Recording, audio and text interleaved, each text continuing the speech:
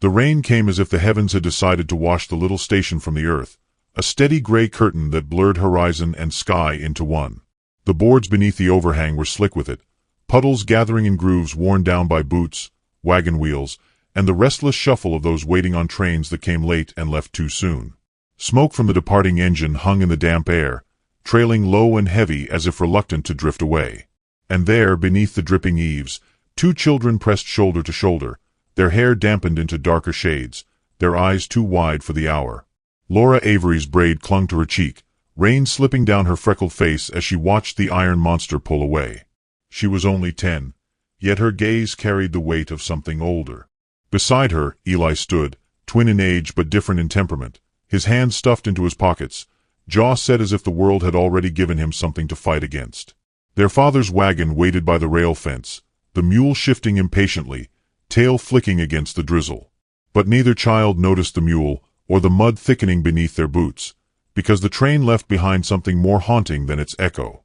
She stood alone on the platform's far edge, soaked through, a small bundle clutched tight against her chest. Her dress, once carefully stitched in foreign hands, now clung to her frame, pale blue darkened with water, the hem streaked with mud.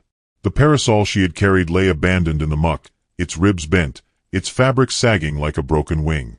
Her face was lowered, but the curve of her cheek and the glimmer of her dark eyes beneath wet strands of hair told of origins that made her a stranger here. The whispers had already begun before the engine's roar was out of earshot. A bride, folks said. A mail order promise sent across ocean and land, her name written on a slip of paper, her fate tied to the whims of a man she had never met. Sam Fletcher had come for her with a swagger, stood proud in front of the town, and then, seeing her step from the train, her smallness, her foreignness, he had scowled, spat, and turned away. He left her standing in rain that poured like ridicule. By the time the train pulled out again, she had been abandoned twice, once by the land that birthed her, and once by the man meant to claim her. Laura saw her first, tugging at Eli's sleeve. The girl's voice was soft but steady as she said, "She looks lost, like she's waiting for someone who isn't coming." Eli frowned, unwilling to voice the same thought, but he didn't take his eyes off the figure. Something in the way she stood, shoulders gathered inward as though the world pressed too hard against her, stirred a protective ache he couldn't name. Their father, Thomas Avery, had been inside the stationmaster's office, sorting supplies and speaking few words, as was his way. At 38, Thomas carried silence like a second skin. His hands bore calluses that never healed. His eyes bore lines carved deeper than the years demanded. Folks said he had once laughed freely, before the fever took his wife 6 winters ago, but since then he had become a man of few words and fewer smiles. When he stepped out, coat drawn tight against the rain, his children didn't look to the wagon or the road home. They looked instead at her. Laura, bold in her innocence, slipped her small hand into her father's and tilted her face upward. Her braid dripped against his coat sleeve as she asked, without hesitation, "Is she our mama?" The question cut through Thomas like a blade pulled slow. For a breath he couldn't answer, couldn't even breathe. His gaze followed hers, and he saw the woman, Maylin, though he did not yet know her name, standing as if each raindrop were another stone cast upon her. Something in his chest shifted, an ache old as grief yet sharp as new sorrow. He thought of the children's mother, of her voice quieting the storms in this very station when Laura and Eli were no taller than the counter. He thought of her grave on the hill, rain carving rivulets through the soil as though the earth itself wept. Eli's voice joined his sister's, quieter, almost ashamed of the hope it carried. She could be. Thomas's jaw tightened.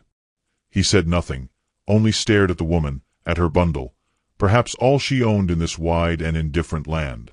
The townsfolk nearby shuffled, muttered. Mrs. Calloway, wrapped tight in her shawl, whispered harshly to another woman, her eyes darting toward him with disapproval sharp as needles. He knew what they thought. A rancher's duty was to keep his place, keep his pride, not sully it with pity for an abandoned stranger. Yet his children's eyes, wide and waiting, pierced through the weight of gossip heavier than the rain. He stepped forward. Each boot sank into mud, but his stride was steady, deliberate. The woman lifted her face as he neared, and in her gaze was not plea but quiet resignation, as if she expected rejection to be her only companion here. Her lips parted, but no sound came. She merely bowed her head, a gesture that held both dignity and defeat. Thomas cleared his throat, words slow in forming. "You'll catch your death out here. I've a wagon. Shelter, at least until the storm passes." His voice was rough, as though dragged across gravel, but it carried no judgment. Maylin blinked, startled perhaps not by his words but by their absence of cruelty. Her hands tightened around the bundle, and for the first time, she lifted her eyes fully to his. They were dark, fathomless, yet lit with a glimmer that spoke of endurance. She inclined her head once, a silent acceptance. The whispers behind him rose like wind through brittle grass. "He's taking her? Lord, the man's lost sense. His children will grow up with shame on their backs." He heard them all, each word striking his pride like hailstones, but he did not falter. Laura skipped ahead, her face bright despite the rain, and reached for the woman's free hand. "You can sit by me in the wagon," she said simply, as though the world had already rewritten itself to fit this new truth. Eli followed slower, eyes wary, but when the woman glanced down at him, offering the faintest smile, he nodded stiffly and allowed her presence. Thomas led them to the wagon. The mule brayed at the added weight, hooves shifting in protest against the muck. He lifted her bundle gently, placing it near the children, then offered a hand to help her climb up. Her fingers were small, cold, yet steady in his grip. The moment lingered, an unspoken vow forming in silence, fragile but undeniable. They set off down the muddy road, the wheels groaning against sodden earth. The rain softened to a drizzle, but the sky remained heavy, as though watching. Thomas held the reins with one hand, his other resting against the wood of the seat, fingers curled, restless. He could feel the children pressing close to the woman, already weaving her into their small circle as though she had always been there. He did not know her story, did not know her name, but he knew already that the town would not forgive this choice easily. The road stretched long, fields bending under rain, fences leaning like weary sentinels. He thought of the work waiting at the ranch, of the cattle restless in their pens, of the endless demands of spring planting. Yet beneath all that practical weight lay something heavier, the children's question echoing in his mind. "Is she our mama?" He knew the answer could not be given in haste. He knew also that the world would not permit such a union without scorn. But when Laura leaned against the woman's arm, smiling up as if she had already found her answer, Thomas felt the stir of something dangerous and tender, a hope he had long buried. As the wagon creaked toward home, the rain tapered off, leaving only the dripping of eaves and the hush of wet earth breathing again. Yet the silence within him was louder, filled with questions he could not yet voice. Behind them, the station receded into the gray distance, carrying with it the echo of whispers that would follow. When the homestead came into view, its cabin standing solitary against the swollen river and the greening fields, Thomas slowed the mule. He knew the threshold they crossed tonight would mark them all, whether as family or as outcasts. He glanced at the woman once more, at the fragile dignity with which she held herself, and felt a strange certainty that he had already stepped into a story that would not let him go. The children were drowsy, their heads against her shoulder, their small breaths steady. She cradled them instinctively, as if the role had been waiting for her all along. Thomas's grip tightened on the reins. The storm had not ended, it had only shifted form. He felt it in the air, in the hush of the land, in the certainty that every neighbor's eye would be fixed on them come morning. He knew gossip would rise like floodwater, testing every plank of his resolve. But in the quiet weight of his children against her, in the rain still dripping from her hair onto their worn coats, he sensed a fire beginning, one that might yet burn through the years of silence that bound him. And as the wagon rattled into the yard, the last of the daylight broke through the clouds, casting a narrow beam across the sodden earth. It fell upon her face, illuminating the exhaustion, the bruised dignity, the quiet strength that marked her not as broken but as enduring. Thomas looked away quickly, ashamed of how much it unsettled him. But the thought lingered, dangerous and unshakable. He had brought her here not out of choice alone, but because his children's voices had already spoken the truth he dared not admit. And in the hush of the moment, with dusk pressing close and the smell of rain heavy in the air, he understood the first spark of the conflict that would define them all. The town would see this as scandal, the preacher as sin, the neighbors as weakness. But his children, wide-eyed and unyielding, would see only a mother. The storm beyond their land was coming, and he had just opened the door to it. The morning after the storm broke clear, but the air was heavy with a kind of silence that carried whispers farther than shouts. Mist clung low across the pasture, silver threads rising off wet grass, and the Avery homestead seemed caught between two worlds, one washed clean by rain, the other waiting to muddy itself again with talk. Thomas rose before the children, as he always did, his boots soft against the worn planks of the cabin floor. He stepped outside with the ache of chores pressing on his shoulders, but also with a new weight, the knowledge that inside his home, beneath his roof, a stranger slept. Not just a stranger, but one the whole town had already judged. When he came back in, carrying kindling slick with dew, he found her awake. She sat near the stove with the children pressed close, their hair still mussed from sleep. She had started a fire, coaxing flame from damp wood as though she had been born to it. Laura was showing her a doll with one button eye, chattering about its name, while Eli sat quieter, watching her with the cautious loyalty of a boy trying to decide if he trusted what his heart already wanted. The sight disarmed Thomas in a way he did not expect. For a moment the cabin looked different, as though softened, alive again.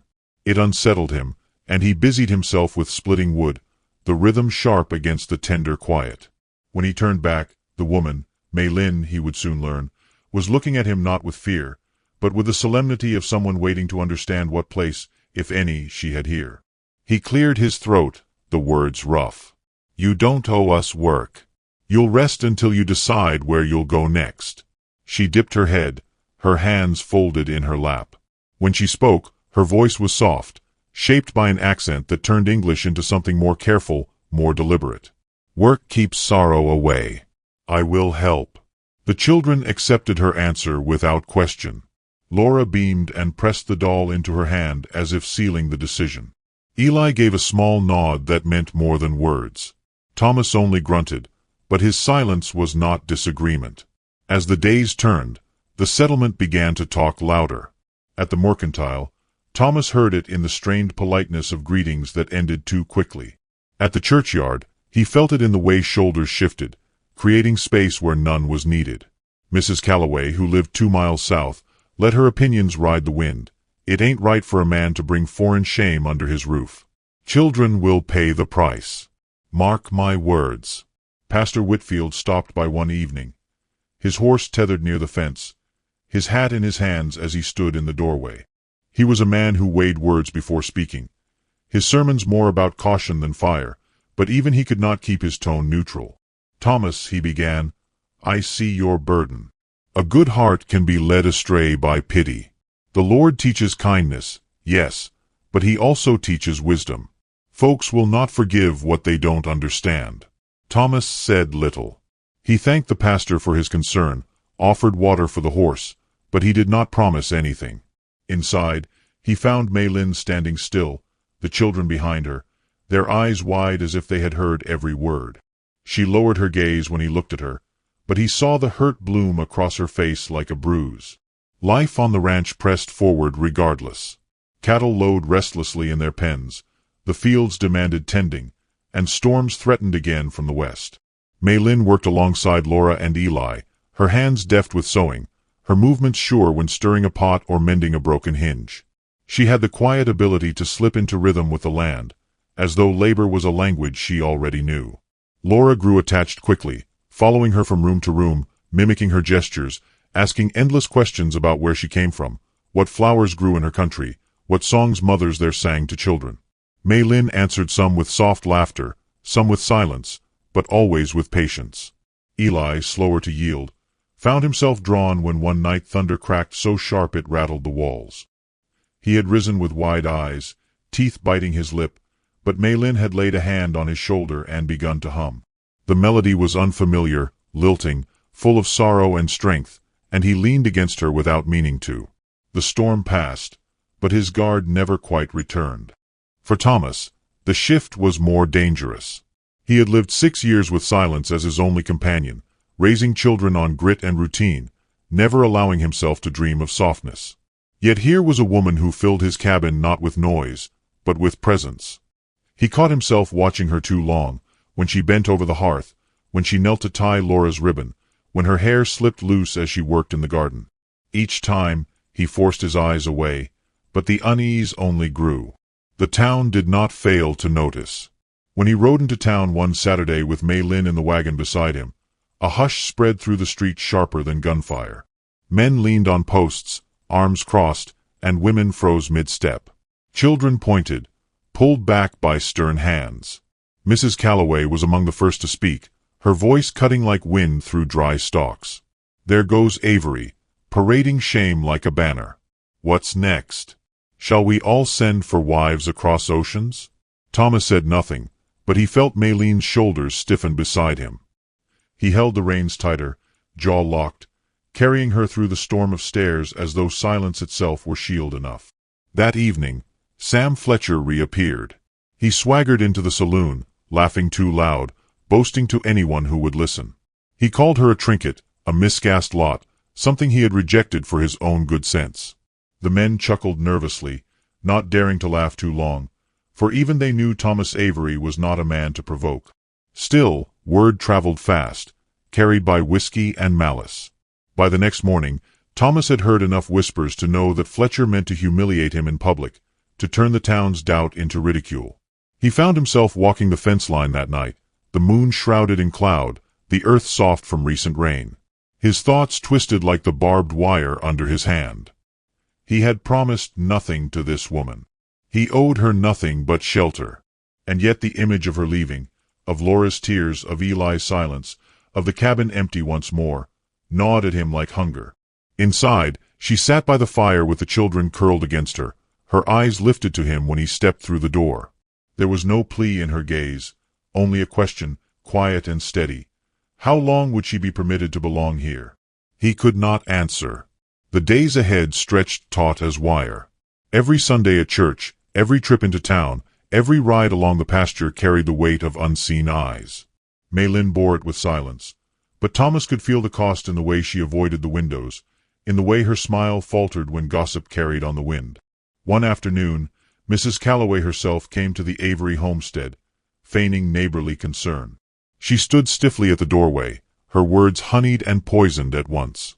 "It isn't right for your children to be raised in confusion, Thomas. This woman is no wife, no mother. She'll bring ruin on your name. Let her go before she makes beggars of you all." Mei Lin stood in the shadows, her face pale but her back straight. Thomas said nothing, his silence an iron wall, and Mrs. Calloway finally turned with a sniff, riding off with satisfaction that her words had been delivered. But when he turned, he saw the tear Mei Lin had held back finally slip free.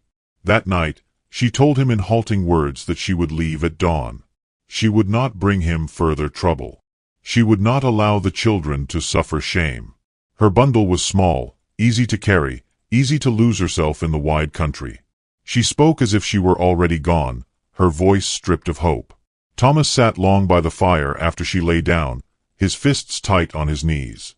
Outside, rain returned, rattling against the roof, whispering against the windows like the voices of the town. He thought of his wife's grave, of promises buried with her, of the years of silence that had kept him safe but hollow.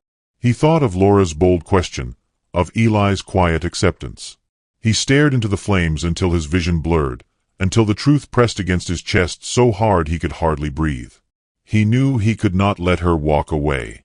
He knew also that keeping her would mean war with the very people he called neighbors. As the storm deepened, he looked once more at her sleeping form, the children nestled against her side, and the decision carved itself into him like a scar. The rain outside thickened, pounding like judgment on the roof.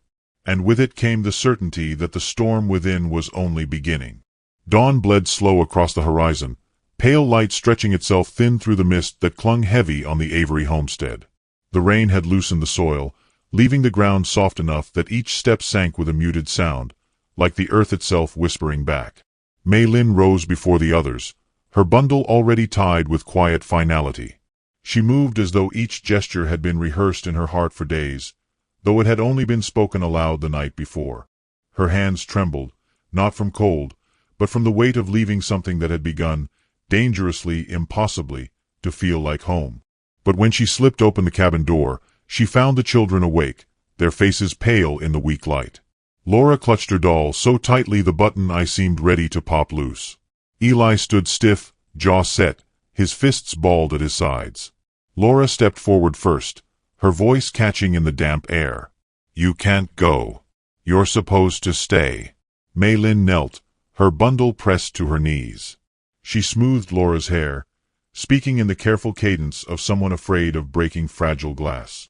"I do not wish to bring sorrow. Your father, he must not carry my burden. The town does not want me." Eli's eyes burned, though no tears fell. He had inherited Thomas's quiet, his stubbornness, and he shook his head sharply. "We want you. That's enough." Maylin closed her eyes, torn by the impossible divide between belonging and acceptance. When she opened them, she found Thomas standing in the doorway, his broad frame blocking the gray light behind him. He had heard. His silence filled the room heavier than thunder. For a long moment he said nothing, his gaze fixed on the bundle at her feet. Then, in a voice low but steady, he spoke. "If you leave, they win. And my children lose more than I can give back. They." Her heart caught at the words. He had not said love, not even need, but the plea was enough to undo the knot she had tied. Slowly, with trembling hands, she untied the bundle.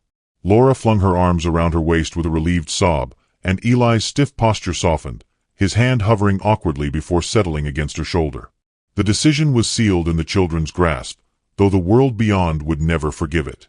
Days stretched into weeks, and Maylin began to plant herself into the rhythms of the homestead as though her roots had always been waiting beneath the soil. She tended the hearth with quiet grace, mended shirts with stitches so fine they seemed like care made visible, and leaned her weight against the plow when Thomas's strength faltered after long hours. She did not ask permission for these acts. She simply wove herself into the fabric of their life, each gesture a thread binding the hollow edges of the family back together. The children flourished in her presence. Laura learned to braid with deft fingers, her hair adorned with small ribbons Maylin cut from worn cloth. Eli, though slower, began following her into the garden, learning which herbs eased fevers and which roots could be stewed when meat was scarce.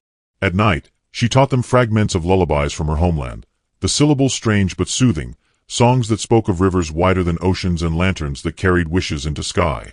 Thomas watched from the quiet of his chair, his pipe unlit, his eyes following without seeming to. He could not deny the change, the way laughter returned to the cabin, the way light lingered in corners once dim. He felt both relief and fear, as though joy itself were a trespass he could not afford. Still, when his hand brushed hers in passing, at the table, at the barn door, while lifting buckets from the well, he felt a jolt that unsettled him more than any storm. The town, however, did not soften. Whispers became sharper, turning to open words spoken where they knew he could hear. At the mercantile, women pulled their children close, muttering of shame. At church, pews seemed to shift subtly, space widening around the Avery family as though they carried contagion. Pastor Whitfield preached of keeping one's house in order, his eyes lingering on Thomas more than once. One Sunday, as they left the church, Mrs. Calloway stepped forward, blocking the path. Her face was tight with satisfaction, her words dripping sweet with venom. "You've made your choice, Thomas. But don't expect the rest of us to embrace what doesn't belong. She'll never be one of us, and the children will bear that mark." Before Thomas could answer, Maylin bowed her head slightly, her voice calm though it trembled faintly. "I do not ask to belong to all. Only to those who will let me care for them." The woman sniffed, turned her back, and walked away. But Thomas saw the set of Maylin's shoulders, the way her breath caught as if she'd taken a blow. That night, he stood beside her at the wash-basin, the lantern casting their shadows long on the wall. He did not touch her, but his presence beside her, silent and immovable, was an answer she could lean against. Spring deepened, the rains feeding the soil until green rose strong and insistent across the land. Yet storms still threatened, rolling in sudden from the west, thunder cracking the horizon open. One such night, Laura fell ill. Her small body burned with fever, her breath ragged. Thomas's heart twisted with terror, memory dragging him back to his wife's final illness. He sat by the bedside, his hand clutching Laura's, but helplessness gnawed at him. Maylin took over with quiet command. She brewed a bitter tea from herbs she had gathered, cooled cloths against Laura's skin, whispered prayers in her own tongue. She did not falter through the long night, her voice steady even as her own eyes shone with tears she would not let fall. Eli, frightened, leaned against her, and she held him with one arm while tending Laura with the other, as if her strength was endless. When dawn broke and Laura's fever eased, Thomas's relief nearly undid him. He sat back, exhausted, and looked at Mei Lin with new eyes. She had not only tended his child, she had pulled his family back from the edge he feared most. In that moment, he realized she was no longer simply a guest beneath his roof. She was the pulse of the home itself. But the world outside their door sharpened its gaze. Word spread that Sam Fletcher had been boasting again, mocking Thomas openly, saying he had taken what Sam had cast aside. He spoke of Mei Lin as though she were property, claiming he might come for her yet, if only to prove his power. Some laughed, some looked away, but the poison of his words seeped through the town like rot. Thomas heard it from a neighbor passing on horseback, the warning wrapped in pity. That evening, he found himself pacing the yard as the sun set, fists tight, every muscle drawn taut. He had fought storms, wolves, droughts, but this was different. This was the cruelty of men, sharpened by pride, and it threatened not just him, but the fragile peace Mei Lin had given back to his children. Mei Lin sensed it too. As she hung laundry beneath the pale light, her eyes lifted often to the horizon, searching as if danger might already be cresting the hills. When Thomas passed her, she spoke softly, almost to herself. "He will not forgive that I was not broken when he cast me away." Thomas stopped, the words rooting him where he stood. He looked at her then, at the way her hair caught the dying light, at the resilience etched into her every gesture.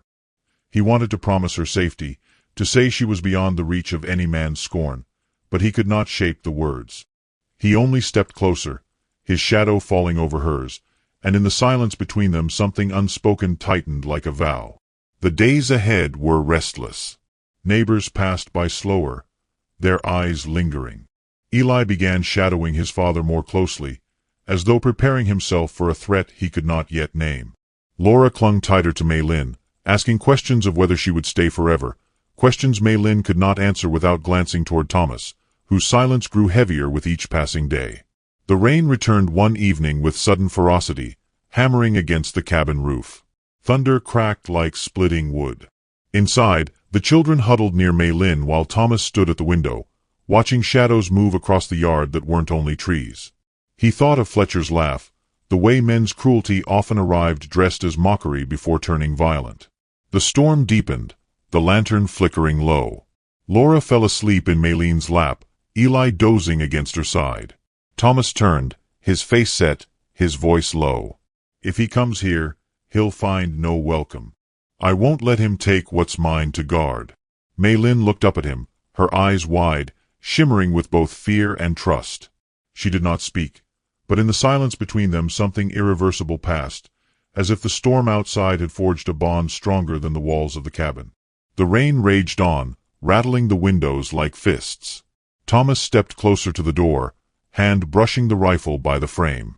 And as lightning split the sky open, a shape stirred beyond the fence line, too deliberate, too still to be the wind. The storm outside was no longer only weather. It was the shadow of a man who had once abandoned her, now waiting for his moment to return. The storm carried a fury that felt less like weather and more like judgment. Rain battered the roof in heavy sheets, the windows shuddering against the wind's relentless fists. The cabin, though sturdy, trembled in the darkness, its lantern light flickering as though it too feared what pressed in from beyond. Thomas stood near the door, his shoulders square, one hand resting against the rifle that leaned within reach. His gaze was steady, though inside his chest his heart hammered like hooves on hard ground. Mei Lin sat near the hearth with Laura, and Eli pressed against her sides. Laura's eyelids fluttered with the weight of sleep, though fear kept her tethered to wakefulness, while Eli remained stiff and watchful, mirroring his father's posture in miniature. The crack of thunder seemed to shake their small bodies, and each time, Mei Lin tightened her embrace, murmuring words they did not understand but felt. Her voice was soft, unbroken, an anchor in a world unraveling. Through the lightning-slashed window, Thomas caught sight of shapes moving at the fence line, figures too still to be trees, too deliberate to be shadows. His jaw clenched. Sam Fletcher had come, just as the whispers had promised, And he had not come alone. 3 riders dismounted near the gate, their coats dark with rain, their faces glinting with the cruel satisfaction of men who believed themselves in command. The knock came not as courtesy but as violence, fists pounding against the wood with the rhythm of a threat. The children startled, Laura's small cry muffled against Maylene's sleeve. Thomas did not flinch. He lifted the rifle and eased the door open just enough to let his presence fill the gap, rain driving against his chest. Fletcher stood there, his grin stretched wide despite the storm. "You've taken what was never yours, Avery," he shouted over the wind. "I came to collect what belongs to me."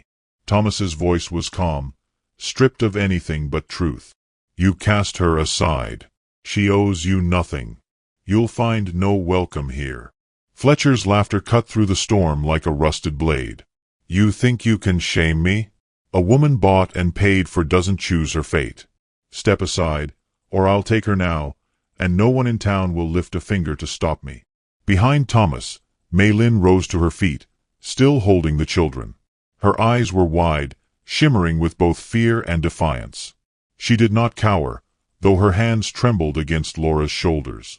For the first time since stepping from the train, she spoke with a force that cut across the storm. "I will not go back." The words struck Fletcher harder than any fist. His grin faltered into something uglier, a sneer twisted by rage. He lunged forward, hand reaching for the door, but Thomas was already there. With one shove, he forced Fletcher back into the mud, the rifle leveled steady. The 2 men behind Fletcher stepped forward, uncertain, the storm catching their hesitation. "You'd raise arms over this?" Fletcher spat, rain streaming from his hair into his eyes. "Over a woman not worth your name?" Thomas stepped into the storm fully now, the rain soaking his shirt, plastering it against the muscle and scars of years of labor. His voice was low, but each word carried the weight of iron. "She's worth more than you'll ever be. And if you lay another hand toward this door, you'll find the cost too dear." For a heartbeat, only the storm answered, thunder rolling like drums across the valley. Fletcher's companions shifted, one muttering that this wasn't worth it, that Avery's aim was sure. But Fletcher, drunk on pride more than whiskey, surged forward again. The struggle that followed was brutal in its simplicity. 2 men grappling in rain and mud, fists striking, boots slipping. Thomas fought not with flourish but with the grim resolve of a man defending the only thing that mattered. Fletcher struck wild, snarling, but Thomas's blows landed heavy, deliberate, driving him down into the muck. Maylene stood framed in the doorway, the lantern's glow casting her silhouette against the storm. She did not cry out, did not plead, only watched with a breath caught between terror and awe. Laura clung tighter to her, while Eli inched closer to the threshold, his small hand gripping the frame as though his presence alone could steady his father. At last Fletcher fell, his face bloodied, his pride shattered in the mud. He spat, tried to rise, but Thomas stood over him, rifle in hand, the barrel lowered but ready. "Crawl back to your shadows," Thomas said, his voice ragged with exertion but unshaken.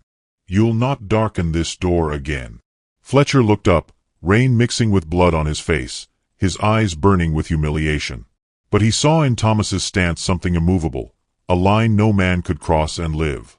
With a curse choked by defeat, he staggered to his feet and stumbled toward his horse.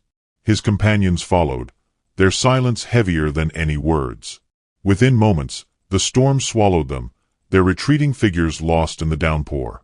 Thomas stood alone in the yard, chest heaving, rain cascading down his face.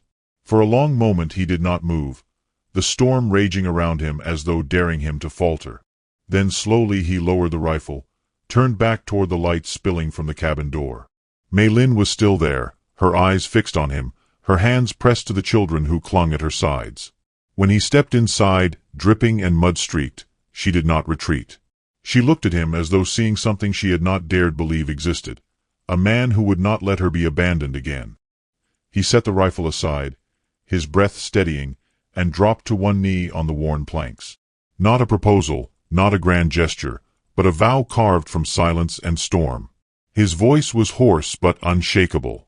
"I can't promise the world will accept us, but I'll try, with everything in me, to make you their mother if you'll let me." For the first time, her tears came freely, not from shame but from release. She lowered herself beside him, drawing Laura and Eli close beneath her shawl, her hands resting on both children and on him. No words passed her lips, but the gesture spoke louder than any vow. The storm outside began to ease, thunder rolling farther off, the rain softening into steady rhythm. Dawn's first fragile light edged the horizon, painting the fields silver. Inside the cabin, the fire crackled low, and the family sat bound together not by blood alone but by choice, by defiance, by love born in silence and struggle. Yet beyond the homestead, the town still waited with its whispers, its judgment, its unforgiving eyes. Fletcher's humiliation would fester into something darker, and Thomas knew the battle was not done. But in that moment, kneeling with the woman and children gathered close, he felt a strength that no gossip could corrode. The storm had passed, but the reckoning was only beginning.